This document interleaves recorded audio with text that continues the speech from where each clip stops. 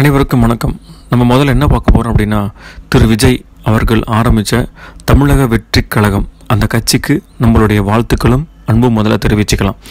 எல்லாத்துக்கும் இருக்க ஒரே கேள்வி, இவர் ஒரு சினிமா ஆக்டராக இருந்துட்டு டக்குன்னு ஒரு கட்சி ஆரம்பிச்சிருக்காரு. சாதாரணமாக ஒரு கட்சியை ஆரம்பித்து அதை திறம்பட செயல்படுத்தி கொண்டு போகிறதுக்கு நிறைய தைரியம், பொறுமை, ஆற்றல், சிந்தனை, நிறைய விஷயங்கள் தேவை. அதில் மிக முக்கியமாக அப்புறம் அவருக்கு கீழே இருக்கக்கூடிய ஆளுகள்.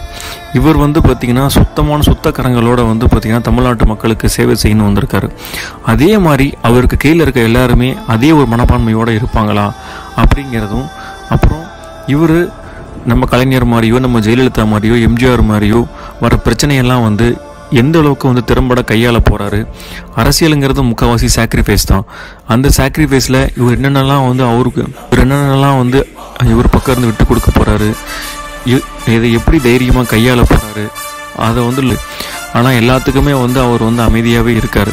அப்படிங்கிறது காமனாகவே நம்ம தமிழ்நாட்டு மக்களுக்கு எல்லாத்துக்குமே இருக்கிற ஒரு கேள்வியாக இன்றைக்கி மாறிடுச்சு. அதுக்கு அவருடைய வழக்கம் போல் அவருடைய ஒரு சின்ன ஸ்மைலாலையும் அவருடைய ஆக்ஷனாலையும் நமக்கு பார்த்திங்கன்னா பதில் சொல்லுவார் அப்படிங்கிறத நம்ம நம்புகிறோம்.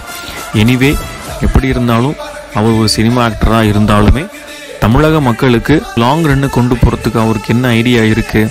ஒரு கட்சி கொடியை அனௌன்ஸ் பண்ணி ஒரு 24 ஹவர்ஸ்க்குள்ளேயே ஏகப்பட்ட பிரச்சனை வருது. கரங்களோடு சேவை செய்ய நினைக்கிற அவருடைய அந்த ஒரு மனப்பான்மையும் அவருடைய அந்த ஒரு உள்ளத்தையும் நம்ம பாராட்டுறோம், வணங்குறோம்.